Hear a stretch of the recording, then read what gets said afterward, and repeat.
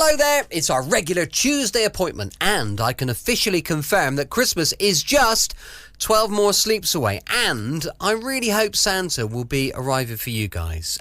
I'm really lucky on the show because I do get messages from people who listen to the podcast and tell me that just that opportunity at the end of the day to switch off really helps them. I've had a message from someone. I'm going to respond to that message after we've listened to Sherlock Holmes. Well, you'll know who you are, and it's a message for you. Hello, I'm Brett, your host for this evening, and welcome to another episode of Brett's Old Time Radio Show. Welcome to my home in beautiful Lyme Bay, where it's a clear and crisp December night. It's so clear that the sky above us here is absolutely beautiful. Huge thank you for joining me once again for our regular late night visit to those dusty studio archives of old time radio shows right here at my home in the south coast of the United Kingdom. Don't forget, I've got an Instagram page and a YouTube channel, both called Brett's Old Time Radio Show, and I'd love it if you could follow me. Feel free to send me some feedback on this and the other shows if you get a moment. brett@tourdate.co.uk.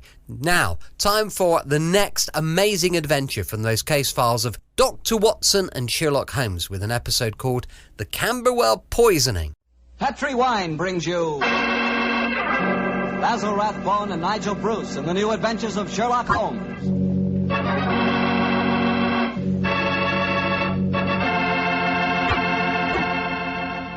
The Petri family, the family that took time to bring you good wine, invite you to listen to Dr. Watson tell us another exciting adventure he shared with his good friend, that master detective, Sherlock Holmes. And I'd like to tell you about my favorite time of day. It's just before dinner. You know, when the family's all sitting around in the living room and wonderful things are cooking in the kitchen? Ah, that's for me. And boy, that's the time for a glass of sherry. Because Petri California sherry really makes waiting for dinner a pleasure. That Petri sherry is the perfect before-dinner wine. Just look at its beautiful amber color, and then taste that wonderful Petri sherry. What a flavor. Petri sherry has a rich, nutty flavor that's right from the heart of sun-ripened grapes. And if you like your sherry dry, you know, not sweet, you'll want to get Petri Pale Dry Sherry. Or better yet, taste them both. Don't buy one, buy two.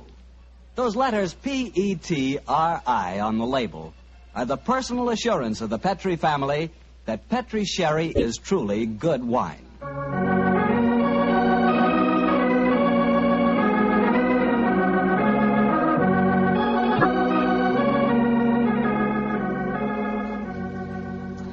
And now it's time to keep the weekly appointment with our good friend, Dr. Watson. How are you this evening, Doctor? I never felt better, thank you, Mr. Bartell. Draw up your usual chair and make yourself comfortable. Thanks. That's it. Oh, I see you've had the old tin dispatch box out again. I suppose you've been going through your notes on tonight's new Sherlock Holmes adventure? Yes, Mr. Bartell, and I think you'll find it as pretty a little problem as we ever encountered. The story began in 1887, a very busy year for us, my boy. It was the same year that Holmes solved the case of the Amateur Mendicant Society, who held their meetings in a luxuriously furnished vault below a furniture warehouse. Oh, I remember that story, Doctor. And wasn't 87 the year you both escaped from death in the Paradol chamber? It was indeed. You've got a very good memory, Mr. Bartell. The story I'm going to tell you tonight topped off this unusually exciting year. It was late in October, and the equinoctial gales had set in with exceptional violence. All day the wind had howled and the rain had beaten against the windows of our Baker Street lodgings. Finally, it was nearly midnight, as far as I remember. The storm grew higher and louder, and the wind in the chimney sobbed like a child. Suddenly, much to our surprise, the doorbell jangled, and a few moments later, our midnight visitor stood before us. He was a man of about 45, and as he looked about him anxiously in the glare of the lamp, I could see that his face was pale and that his eyes heavy, like those of a man who was weighed down with some great anxiety. And yet when he spoke, his tone was businesslike and almost aggressive. I've come to you for advice, Mr. Holmes. That's easily obtained. And help. That is not always so easy. Help the gentleman off with his coat, will you, Watson? Yes, indeed. Here you are, sir. Let me hang it up for you. Thank you, sir. I heard of you, Mr. Holmes, from Major Prendergast. Oh, yes. He said that you could solve anything. Oh, I'm afraid he said too much. But you've never been beaten. I've been beaten 4 times, sir. 3 times by men and once by a woman. But supposing you sit down and introduce yourself. My friend's name is Watson, Dr. Watson. How do you do, sir? How do you do, Doctor? My name is Lovelace, Edmund Lovelace. And what brings you to me at this hour of the night, Mr. Lovelace? I'm in terrible trouble, Mr. Holmes. You don't know anything about me, but if you'll accept my case, you can save 4 lives. I wouldn't say that I know nothing about you, sir, though it's true that I know little beyond the somewhat obvious fact that, you're single, that you keep a dog, but not a manservant, and that you are much preoccupied with your business, which I take to be some form of insurance. Oh, come. Oh, steady. Now, what is this? Well, magic? I'll wager that my friend's right, though. Isn't he, Mr. Lovelace? Perfectly. But I'll be hanged if I can see how he knows it. It's a practical application of logic, sir. The briefcase that you carry might at first indicate a barrister or some other professional man, but your brusque, businesslike manner counteracts that suggestion. An insurance broker who must visit clients at odd hours is the likeliest man to combine that manner with a briefcase at midnight. But the wife and the manservant, and the fact that I'm preoccupied with my business. Your cufflinks don't match, sir. Each is from a different pair. That would suggest preoccupation, and it's a mistake that neither a wife nor a manservant would have allowed to pass. Yes, but how about the dog? Oh, surely that's obvious, Watson. Well, I can't see it. I shall let you ponder on that matter while Mr. Lovelace tells us his problem. Mr. Holmes, are you as interested in preventing a murder as in solving one? Well, naturally I am, Mr. Lovelace. Even more so. But please tell me your story. I live with 4 cousins of mine in an old house in Camberwell. My grandfather left the house and a sizable fortune to the 5 of us on condition that we lived together and maintained the family unity.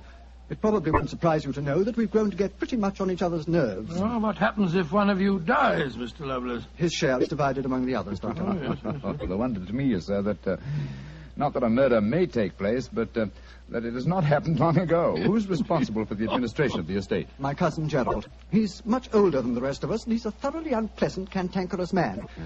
He gets an extra share in the estate as administrator, and in consequence he doesn't work. We feel, of course, that he lives off us, and we're continually quarrelling with him about it. Well, sounds like a jolly household, I must say. There's going to be trouble, Mr. Holmes, I know it. Gerald hates us, and he's jealous of our share in the estate. You spoke of preventing murder just now. Yet I can see that you've selected your cousin Gerald as the potential murderer. Am I right? Yes, you are. Mm-hmm. But don't think it's personal prejudice that makes me suspect him. I have good reason for doing so. Oh, what reason? This evening, just before dinner, I helped Gerald off with his topcoat and went to hang it up for him. As I did so, I heard a strange metallic clink in one of his pockets. I slipped my hand inside it and found a hypodermic syringe and a small phial of liquid. I opened the phial and smelled it. Gentlemen, it reeked of bitter almonds. Bitter cyanide, eh? And what did you do? I thought of destroying it, but I realized that would put him on his guard, so I replaced it in his pocket. Of course, I warned the others, and we decided that I'd come to you. I had to see a most important client tonight, or I'd have been here earlier. Yes, it seems odd that you didn't come directly to Mr. Holmes as soon as you'd made the discovery, Mr. Lovelace. After all, if a potential murderer is walking about with a pocket full of cyanide, I should have thought that itself was more important than business. Well, Yes, I suppose it might seem so to you, Doctor. Now, that's a most interesting stick you carry, sir. May I examine it? Of course. Here. Oh, thank you. Now I see how you've deduced that Mr. Lovelace had a dog, Holmes. There are the marks of the dog's teeth on the stick. Yes, my dear Watson, but these marks under scrutiny give us even more specific information. He's a large dog. You've had him for some years, Mr. Lovelace, and he's now old and feeble. Well, you're perfectly right, but I'll be hanged if I can see how you can tell that from looking at a walking stick. This stick is covered with teeth marks, therefore it has been carried many times by the dog. Now, it's a heavy stick, so only a large dog could have carried it. And the teeth marks also indicate a large jaw. The older marks are deep sunk. Look here.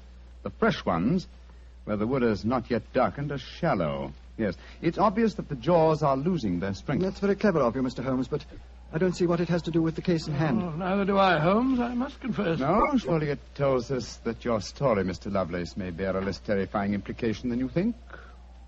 On the other hand, its implication may be even more terrifying. Though it's late at night, I feel that any further delay in this matter would be extremely dangerous. I suggest that you get a cab and come to your house in Camberwell at once.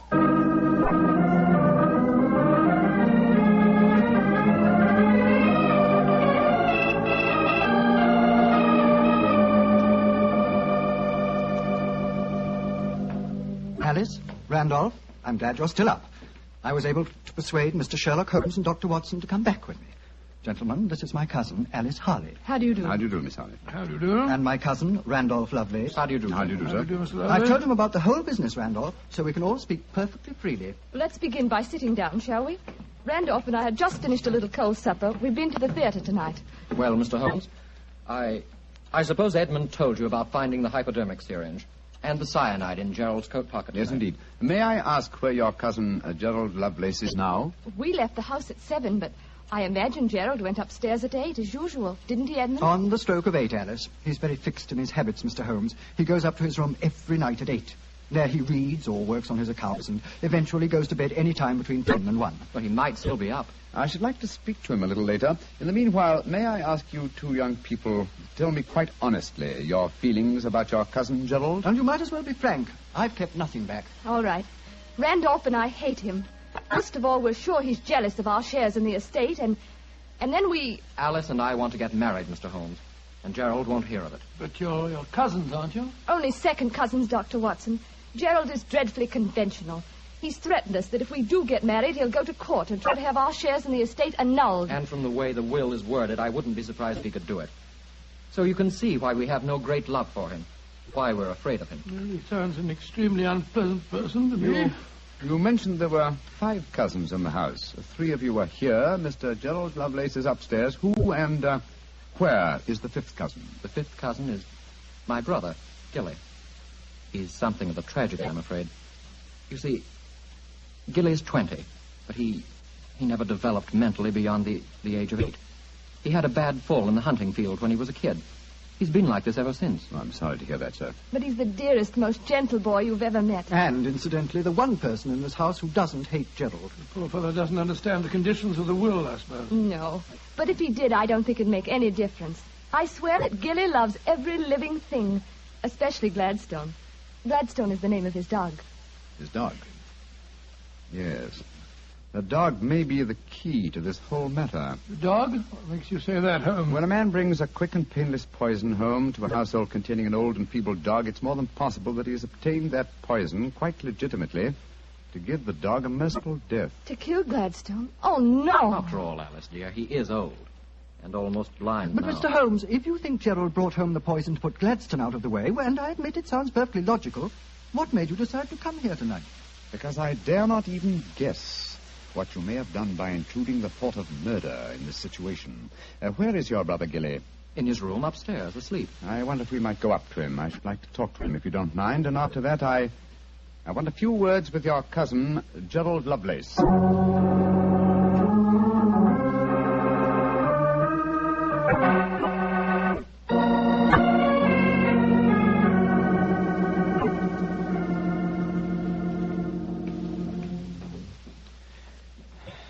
He's asleep, Mr. Holmes. Yes, with a dog in his arm. I'm afraid we'll have to waken him. Gilly? Gilly? It's all right, Gladstone. We're not going to hurt him. Gilly? Who is it? Oh, hello, Alice. Who are these men? They've come to take Gladstone away. No, Gilly, we haven't. Oh, of course not, Gilly. We've just come to admire him.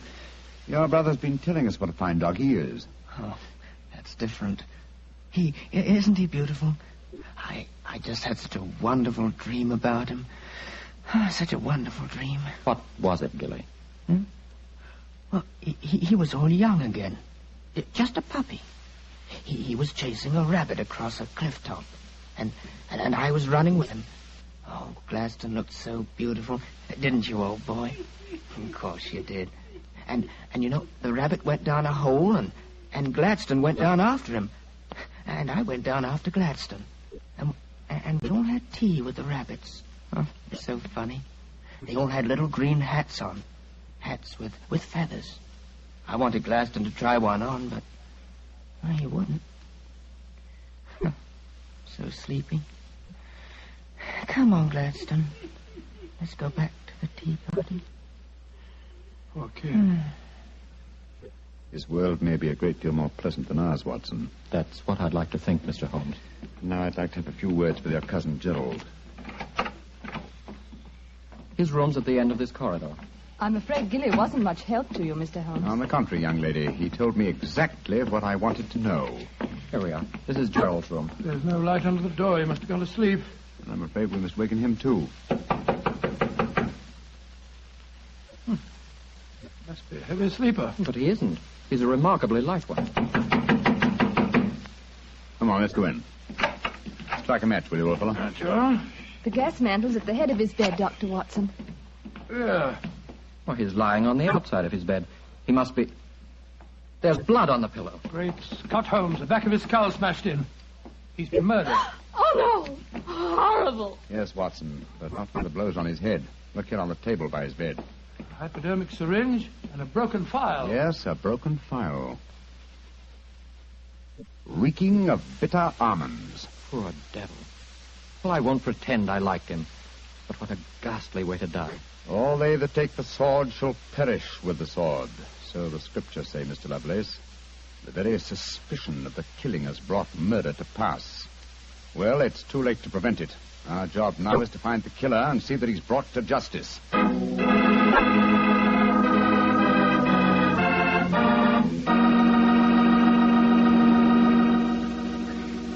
Dr. Watson will tell you the rest of his story in just a few seconds. Just time enough for me to tell you that if there's one wine that's perfect for any occasion, it's Petri California Sherry. With a bottle of that rich, amber-colored Petri Sherry on hand, you can make that time before dinner a main event. And Petri Sherry is the perfect answer to the question of what to serve when company comes. Serve Petri Sherry alone and let its full, wonderful flavor speak for itself, or serve Petri Sherry with hors d'oeuvres or party sandwiches. And remember, you can serve Petri Sherry proudly, because Petri is the proudest name in the history of American wine. Well, Dr. Watson, so you found Gerald Lovelace dead in one of the bedrooms of the house in Camberwell. What did you do? Send for the police? Not at once, Mr. Bartell. Sherlock Holmes persuaded the remainder of the household to give him the opportunity of examining the scene of the crime carefully before the police were sent for. And so, a few minutes before 1 o'clock that October night, Holmes and I stood alone in the room of death. Turn the gas a little higher, will you, old chap? Right you are. You know, Holmes, I think you should have sent for the police right away. In a case like this, Watson, I prefer to be my own police. When I have spun the web, they may take the flies, but not before. What are the results of your medical examination, old chap? No, it's exactly as you reconstructed it, Holmes. He was first beaten on the head with that poker lying on the floor. Then he had the full phial of cyanide injected into his left wrist. Can you estimate the time of death all accurately? No, this room's confoundedly hot. He might have died any time from 1 to 5 hours ago. Yes. It's now 1 o'clock, and we know that he was alive at 8. Mr. Edmund Lovelace saw him leave for his room at that hour. Yes, if he was telling the truth. One thing we do know for a fact is that this man was murdered at the exact moment he was going to bed. He's wearing his nightgown and nightcap, but his bed has not been slept in. Well, isn't it possible that the murderer might have killed him shortly after 8 and then dressed him in his nightclothes to confuse us? No, my dear chap. You will notice that the hypodermic needle passed through the sleeve of his nightshirt. Here.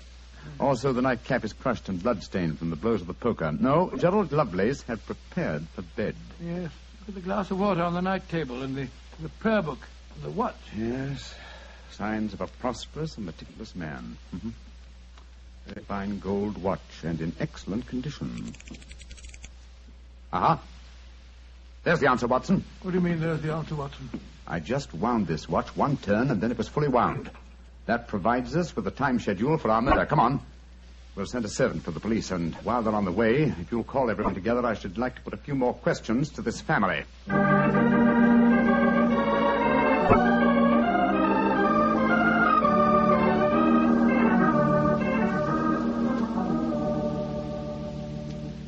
Before the police arrive, I should like to hear your statements again very carefully, if you don't mind. Mr. Edmund Lovelace, what were your exact movements tonight? I left here shortly before 10. From 10 o'clock until the time I came to Baker Street, I was with my client. His name and address, please. Derek Waterlow, 39 Onslow Square, South Kensington. Thank you. Make a note of these, will you, Watson? All right, you're home. You, Miss Harley, and you, Mr. Randolph Lovelace, went to the theater together. Can any independent witness testify as to your movements? Well, yes, Mr. Holmes. We went with friends, the Grant Moresbys. They live at the Clarendon Hotel off Charing Cross. What time did you leave this house? Well, it was about 7:45, wasn't it, Alice? Yes. And after the play, we went to the Café Royal for a little refreshment with our friends and then came back here. I see. And what time did you arrive back at this house? Just a few minutes before midnight. I remember the grandfather clock in the hall striking just as we went into the drawing room. And your brother Gilly, sir. I hate to waken him again. Have you any idea of his movements tonight? Well, he never goes out after dark, Mr. Holmes. But I spoke to the cook as we came in tonight. She says that he played cards with her until just after 10 o'clock. He was fast asleep when I looked in on him shortly after midnight. Thank you. You've made a note of all these facts, Watson? Yes, Holmes, I got them all down. Good. Then let's be on our way to Baker Street. But the police, Mr. Holmes, they're on their way. I know. Please give them my regards, will you? Apologize for my informality and tell them that I shall have the answer to this matter probably in a little over 24 hours.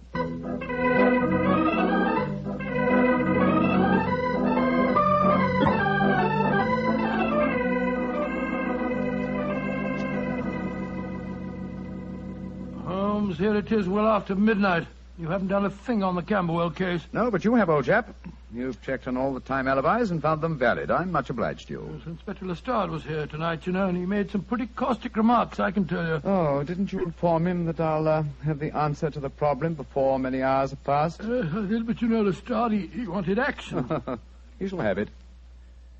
Is the watch still running? Yes, there's another thing. What'll Lestrade say when he finds that you took the dead man's watch? I've no idea. Oh, why did you take it anyway? You sound sleepy, old chap. Yes, I am confoundedly sleepy. Well, why don't you go to bed? What are you going to do?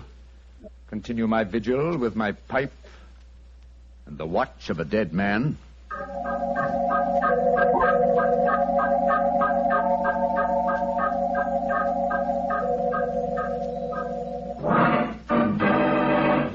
Watson, wake up! What time is it? 5 o'clock in the morning. We're already dig up at this hour. The watch has just stopped. I'm about to rewind it. What are you rewinding it for, Holmes? You waited over 24 hours for it to unwind. When I know how many turns it takes to wind it fully, I shall have the answer to the whole business. 10, 11... You're being confoundedly mysterious, as usual. 14 turns, and the watch is fully wound. Get your clothes on, old chap. Well, where are we going on this hour? To the house in Camberwell. Now I know who murdered Gerald Lovelace.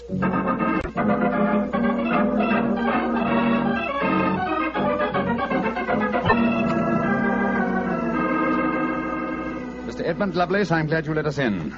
Please take us up to your young cousin's room at once. Gilly? What do you want with him? I'll explain in a moment. Please take us up to him. Oh, of course, but what brings you here at this hour of the morning? Mr. Holmes knows who murdered your cousin. Well, I'm glad to hear it. It's more than the police seem to know. They were here half the night cross-examining us. Here we are. I don't think we'll bother to knock.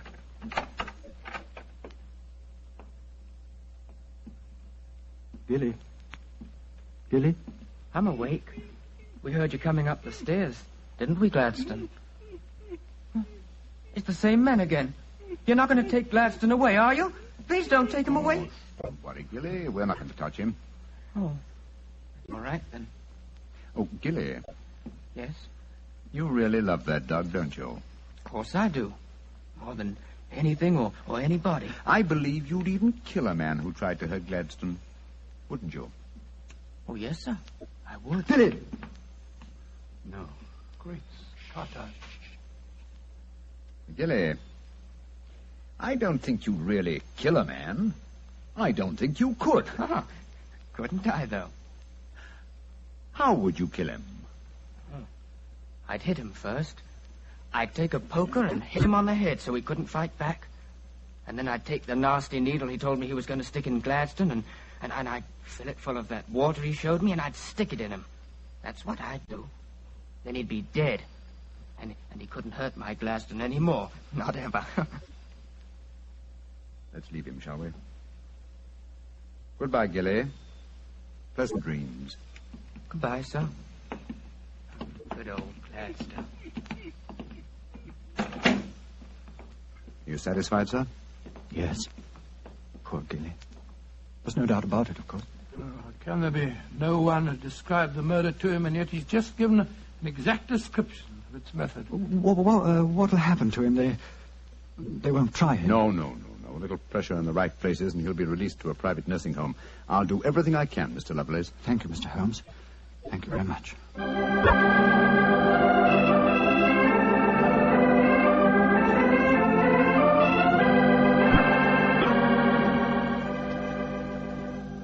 Well, Holmes, now that we're back in Baker Street and the whole depressing case is finished with, Perhaps you'll tell me how you knew that Gilly had committed the murder. Well, consider the time schedules, old fellow. You checked the alibis of the other cousins and found them satisfactory. That meant that Alice Harley and Randolph Lovelace could have committed the crime only at midnight. Edmund, only before 10.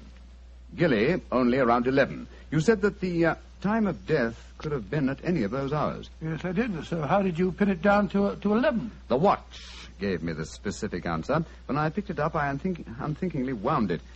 Made one turn and was then fully wound. Now, when does a methodical, precise man like Gerald Lovelace wind his watch? Just as he's going to bed. Exactly, old fellow. So that it was obvious that he was killed precisely one watch stem turn before I wound his watch. Now I'm beginning to see daylight, Holmes. So you let the watch run down? That's what I did. It took 28 hours, from 1 o'clock the night before last until 5 this morning. Now, how many turns did it take to rewind it? 14, wasn't it? That's right. Therefore, one turn of the watch stem equaled 2 hours, proving that Gerald Lovelace had been murdered 2 hours before 1 o'clock at 11 p.m. When Gilly was the only one who could have done it. You know, Holmes, I still find it hard to believe that boy was capable of such a ghastly crime. He seemed so gentle. Oh, he is. Except when his beloved dog's life was at stake, probably out of some mistaken notion of kindness. Gerald Lovelace warned the boy of his intentions regarding the dog. It's a sad business, Watson, a sad business. I hate to think of that boy spending the rest of his life in a mental home. I have one prayer for his future. What's that, Holmes? The dog Gladstone can't live very long. I pray that Gilly does not long outlive him.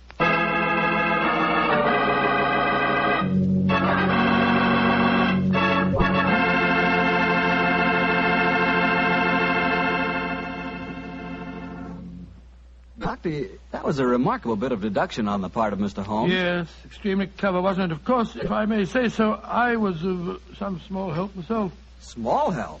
Why, Doctor, you practically solved the case by yourself. Oh, I wouldn't go as far as saying that. But, Doctor, you did check all the alibis, didn't you? Yes, I checked where each suspect was at various times. Yes, you checked time.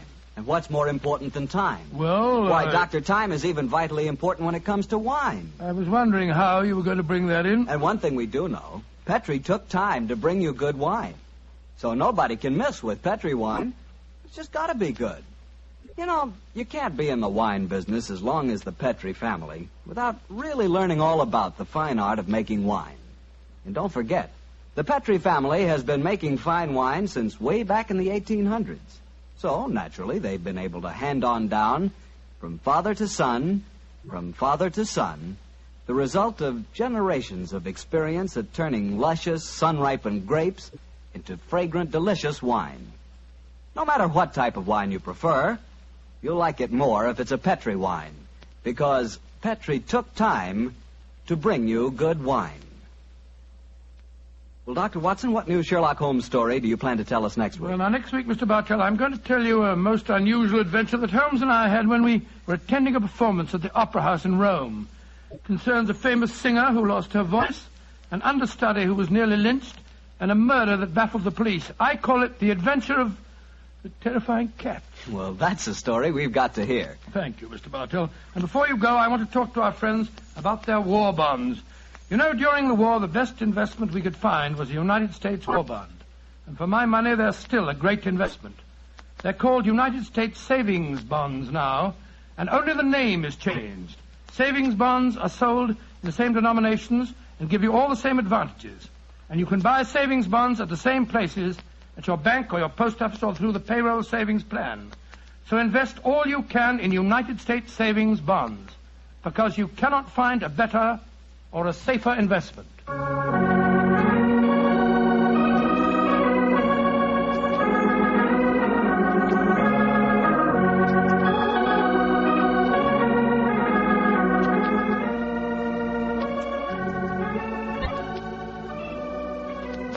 Tonight's Sherlock Holmes adventure was written by Dennis Green and Anthony Boucher and was suggested by an incident in the Sir Arthur Conan Doyle story, The 5 Orange Pips. Music is by Dean Fostler. Mr. Rathbone appears through the courtesy of Metro-Goldwyn-Mayer, and Mr. Bruce through the courtesy of Universal Pictures, where they are now starring in the Sherlock Holmes series.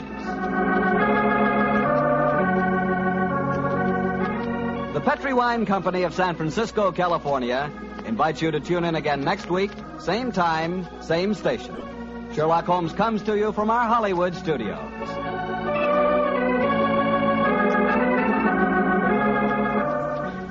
This is Harry Bartell saying goodnight for the Petri family. Listen every Monday on most of these same stations at 8 o'clock to Michael Shayne, followed immediately by Sherlock Holmes. This is the Mutual Broadcasting System.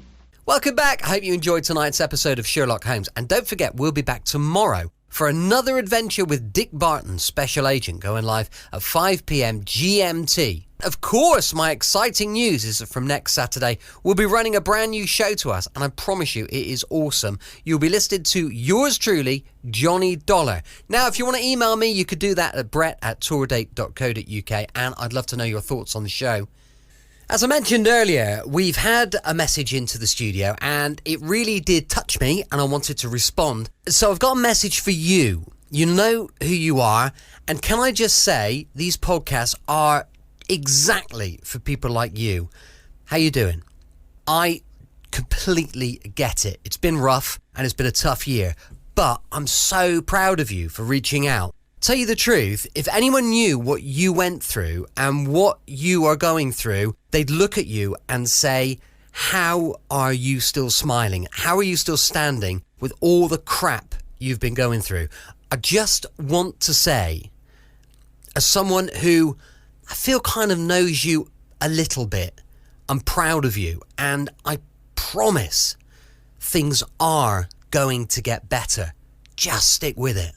So, a big thank you for listening, and a big thank you to everybody who's taken the time just to get in touch and drop me a little message. You have a great night tonight and a good night's sleep, and things will be much better tomorrow. See you next time on Brett's Old Time Radio Show. Love you. Bye.